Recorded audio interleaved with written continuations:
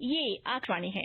कार्यक्रम संवाद के अंतर्गत प्रस्तुत है एनडीए सरकार के दूसरे कार्यकाल के पहले वर्ष में उपभोक्ता मामले, खाद्य और सार्वजनिक वितरण मंत्रालय द्वारा लिए गए महत्वपूर्ण निर्णयों पर चर्चा। इसमें भाग ले रहे हैं वरिष्ठ पत्रकार संजीव मुखर्जी और आकाशवाणी संवाददाता दिवाकर। संजीव, हम मोदी सरकार के 1 साल पर चर्चा ऐसे समय में कर रहे हैं जब देश कोरोना महामारी की चपेट में है और लोगों को राहत पहुंचाने के लिए केंद्र सरकार के द्वारा कई कदम उठाए गए हैं। खासकर खाद्यान्न के रूप में जो मदद पहुंचाई जा रही है, पहले गरीब कल्याण योजना के तहत और अब आत्मनिर्भर पैकेज के तहत प्रवासी मजदूरों को मुफ्त अनाज देने की व्यवस्था जैसे कदम उठाए जा रहे हैं। आप इस पूरे परिदृश्य में खाद्य और आपूर्ति मंत्रालय के कार्यों को कैसे देखते हैं? देखिए दिवाकर जी, इस समय सबसे बड़ा और सबसे अहम भूमिका जो लॉकडाउन के टाइम पे जो गरीबों को डायरेक्ट मदद पहुंचाने के लिए जो कार्यक्रम चल रहा है, उसमें सबसे बड़ी भूमिका खाद्य और कंज्यूमर अफेयर्स में फूड एंड पब्लिक डिस्ट्रीब्यूशन। जो लॉकडाउन के बाद जो पहला पैकेज आया, प्रधानमंत्री गरीब कल्याण पैकेज के नाम से जाना जा रहा है, उसमें आपकी जो पीडीएस की जो अभी की डिस्ट्रीब्यूशन है, पीडीएस की अभी जो कोटा है, उसके ऊपर जो 5 किलो अतिरिक्त गेहूँ, 5 किलो अतिरिक्त चावल और 1 किलो अतिरिक्त दाल दिया जाना है अगले 3 महीने के लिए, जैसे अप्रैल, मई और जून। वो पीटीएस जो है एफसीआई की कंज्यूमर अफेयर्स मिनिस्ट्री के थ्रू एफसीआई की उसको डिस्ट्रीब्यूशन स्टेटों के राशन शॉप के थ्रू दिया जाना है। ये जो डिस्ट्रीब्यूशन है वो मैं समझता हूँ कि जो लॉकडाउन के पीरियड में जहाँ आपके काम रोजगार बंद हो गए हैं, जहाँ आपको सबसे बड़ी समस्या जो है वो आमदनी की है, रोजगार की है, आपकी दिहाड़ी मजदूरों की है, रोजी रोटी कमाने वालों की है, आपकी लेबरर्स की है, उनके लिए ये बहुत बड़ी और कारगर योजना है। तो बेसिक खाने की अगर आपके पास रिक्वायरमेंट आपकी है, हाँ ये मैं जरूर मानता हूँ कि जो इन्होंने डिस्ट्रीब्यूशन किया है ये फुलफिलिंग नहीं हो सकता, क्योंकि ये सिर्फ गेहूं चावल और दाल का रिक्वायरमेंट पूरा करता हो सकता, सब्जियों की नहीं कर पाता या किसी और की चीज, लेकिन तब भी आपकी बेसिक खाने की रिक्वायरमेंट इससे फुलफिल करती है। आज के डेट में जो आपका मई का अंत हुआ है, जून आपका अभी तक चालू हुआ है, आपने करीब 120 लाख टन में से 100 लाख टन का आपने ढुलाई कर दिया है, मतलब स्टेटों में आपने पहुंचा दिया है। और उसमें से काफी ज्यादा 60-70 लाख टन के आसपास डिस्ट्रीब्यूशन भी हो, कई स्टेटों ने अच्छा किया, कई स्टेटों रुक के कर रही है, कई स्टेटों की अच्छी नहीं हुई है। लेकिन ब्रॉडली अगर देखा जाए तो मोटा मोटी जो खबरें कहीं कहीं से आ भी रही है वो है कि गेहूं चावल का पीटीएस का डिस्ट्रीब्यूशन फ्री वाला और जो पहले वाला भी, जो नॉन फ्री वाला भी है, वो अच्छा रहा है। इस टाइम पे लोगों को तय दिन होते हैं, जैसे कहीं कहीं पर राशन दुकानें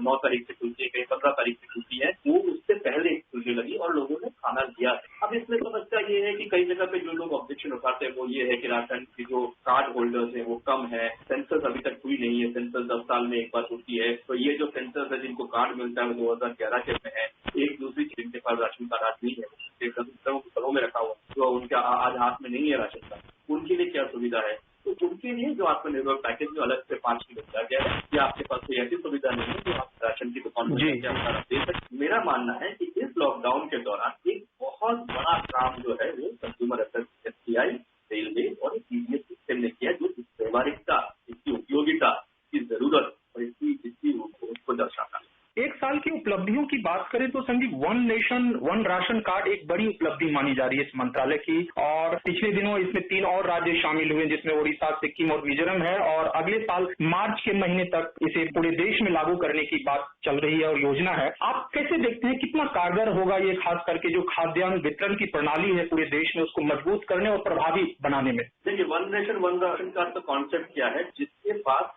राशन कार्ड नहीं है या जो राशन की लिस्ट में है लेकिन उस टाइम पे वो उस जगह पे नहीं है जहाँ राशन की दुकान लोकेटेड है, उस जगह का भी निवास नहीं करता, वो कहीं बाहर चला गया, कहीं नौकरी करने चला गया, कहीं घर से दूर रहता है, कहीं पढ़ाई करता है, लेकिन उसके राशन के लिस्ट में नाम है, उस एनएफएसए के अंदर उसका राशन की लिस्ट में नाम है, लेकिन वो ले नहीं पा रहा। उस व्यक्ति के लिए किसी भी नियरेस्ट राशन की दुकान पर जाके अपना आधार नंबर पंजीयन करा के अपना हिस्से का कोटा राशन वो ले सकता है उस टाइम पे जाके। ये सबसे बड़ा उपयोगिता इसकी है, जो प्रवासी मजदूर है, जो मजदूर अपने घर में नहीं रहते हैं, जो मजदूर अपने नेटिव जगह से बाहर रहते हैं, राशन कार्ड घर में छूट गई है, कोई टेम्पररी माइग्रेशन हो गया, किसी का मान लीजिए 6 महीने से कोई दूर चला गया अपने गांव से या अपने घर से या अपने निवास स्थल से, कहीं दूर जाके टेम्पररी नौकरी कर रहा है, 1 साल की नौकरी कर रहा है, 2 साल की नौकरी कर रहा है, ऐसे लोग ये पॉसिबल नहीं होता है कि नई जगह पे जाके फिर से राशन कार्ड बनाए, तो उनके लिए ये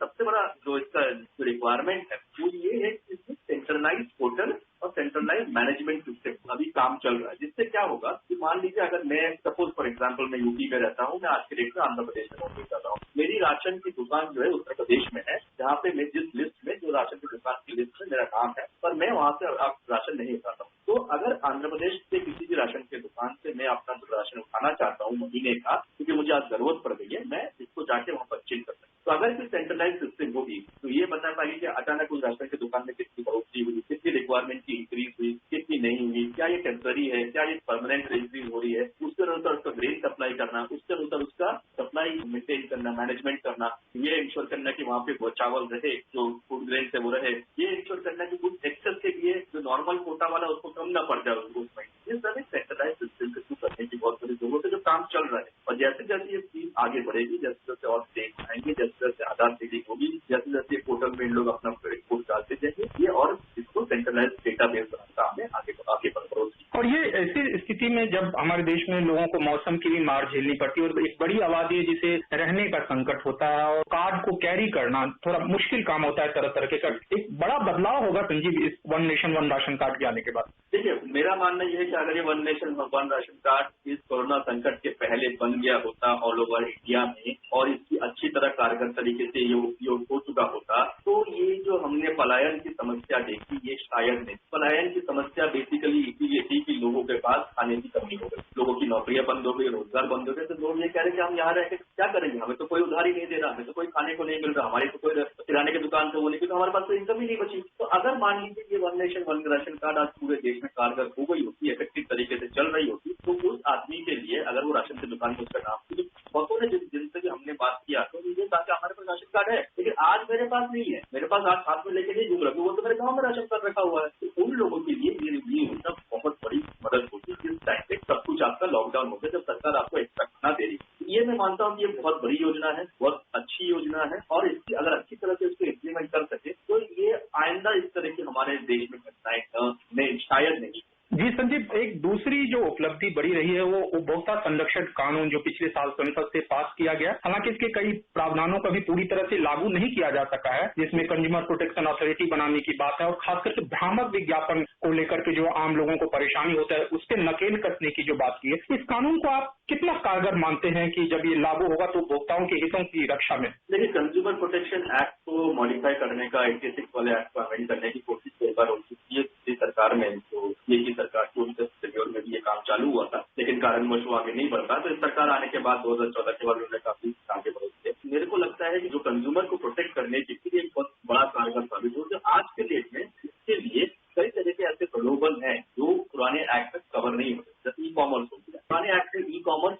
में ट्रेडिंग में अलग किस तरह की धांधली होती है। मान लीजिए आपने किसी भी एक प्लेटफॉर्म से कुछ भी चीज ऑर्डर किया, लेकिन आपको उसकी सेटिस्फेक्शन अनुसार वो चीज मिली नहीं, तो पुराने एक्ट में आपके पास बहुत ज्यादा रिलीजियस मैकेनिज्म है। इस एक्ट में उन सब चीजों को प्रोविजन किया गया है। जो भ्रामक विज्ञापन की आप बात करें वो एक बहुत बड़ा चीज है। एक इसमें चीज जो थोड़ी अच्छी बोली है, लेकिन वो जो लिमिट्स है, जैसे आप डिस्ट्रिक्ट कंज्यूमर कोर्ट या स्टेट कंज्यूमर कोर्ट या नेशनल कंज्यूमर फोरम में आप जा सकते हैं, वो लिमिट बढ़ा दी गई है, क्योंकि अभी जो वॉल्यूम ऑफ ट्रांजेक्शन है वो 86 हो चुका है। दूसरी जो कंज्यूमर प्रोटेक्शन अथॉरिटी है वो एक बनाने की बात कही गई है, जो सारे चीज को देखेगी, सारे चीज कंट्रोल करेगी, मॉनिटर करेगी, रूल्स बनाएगी, बायलॉज बनाएगी, सब चीजों को एक्ट के अंडर में उसको एक प्रभावी तरीके से उसको बहुत पावरफुल बॉडी बनाने की बात कही गई। जो कई सारी चीजें कंज्यूमर के हितों के लिए जो नई नई चीजें सिचुएशन बनी है उनको प्रोटेक्ट करने के लिए एक्ट को एक नया अमेंडमेंट देकर आगे बढ़ाया गया है, ताकि आज के दौर में उपभोक्ताओं को जो समस्याएं आती है उनको इसमें सॉल्व किया जा सके। जो मुझे लगता है कि काफी बड़ा कदम है। आज के दौर में कंज्यूमर की राइट को प्रोटेक्ट करने की बहुत जरूरत है, क्योंकि उसके पास कई तरह की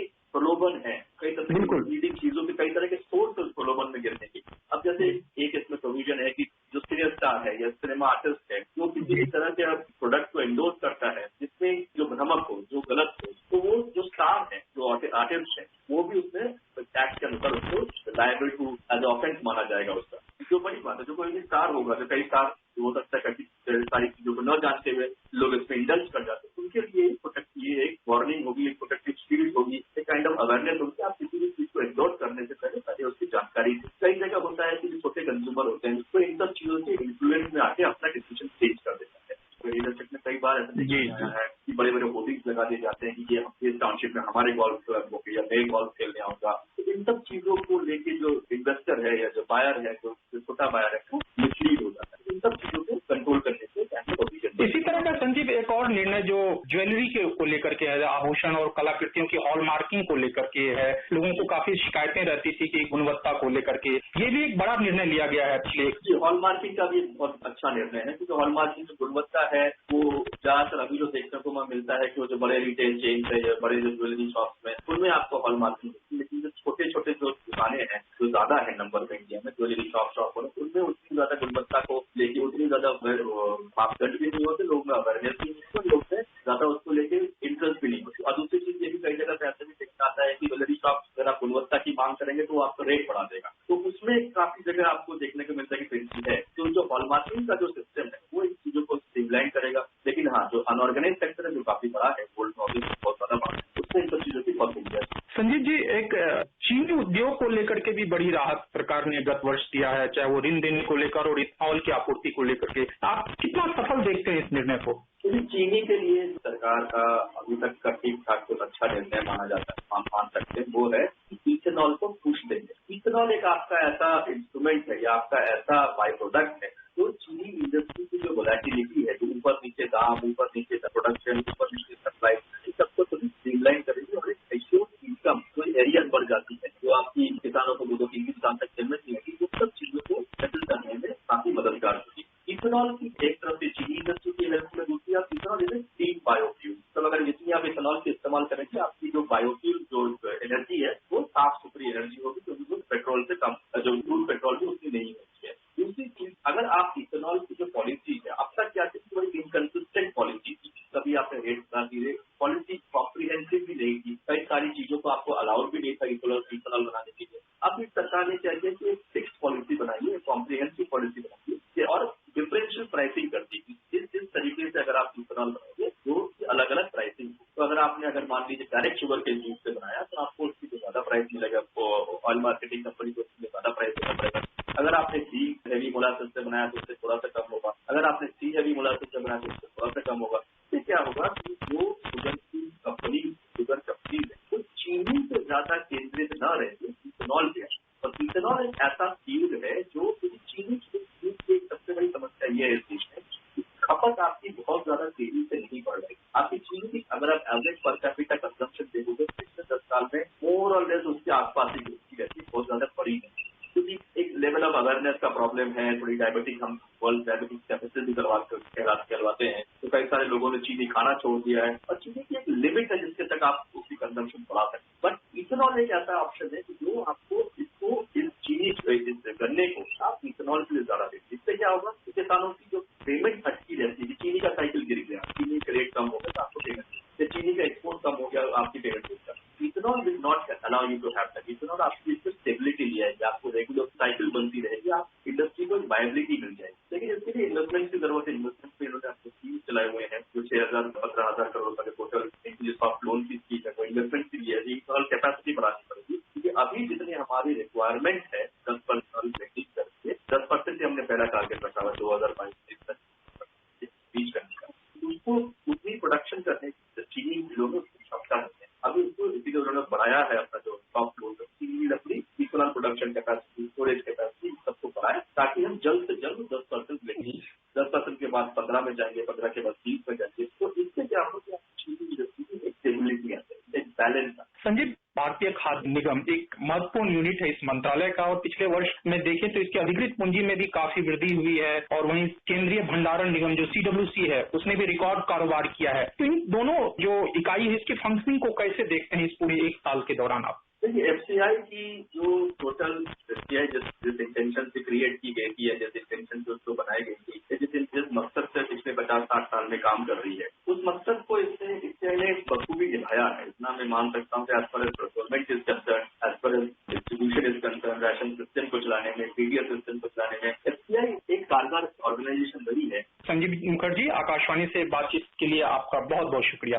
धन्यवाद। नमस्कार। कार्यक्रम संवाद के अंतर्गत आप सुन रहे थे एनडीए सरकार के दूसरे कार्यकाल के पहले वर्ष में उपभोक्ता मामले, खाद्य और सार्वजनिक वितरण मंत्रालय द्वारा लिए गए महत्वपूर्ण निर्णयों पर चर्चा। इसमें भाग ले रहे थे वरिष्ठ पत्रकार संजीव मुखर्जी और आकाशवाणी संवाददाता दिवाकर। ये कार्यक्रम आकाशवाणी के समाचार सेवा प्रभाग द्वारा प्रस्तुत किया गया। इसे आप हमारे mobile app news on AIR पर भी सुन सकते हैं। इस कार्यक्रम के संबंध में अपनी प्रतिक्रिया आप हमें ईमेल कर सकते हैं। पता है airnsttalks@gmail.com। ये कार्यक्रम फिर से सुनने के लिए लॉग ऑन करें हमारी वेबसाइट newsonair.com।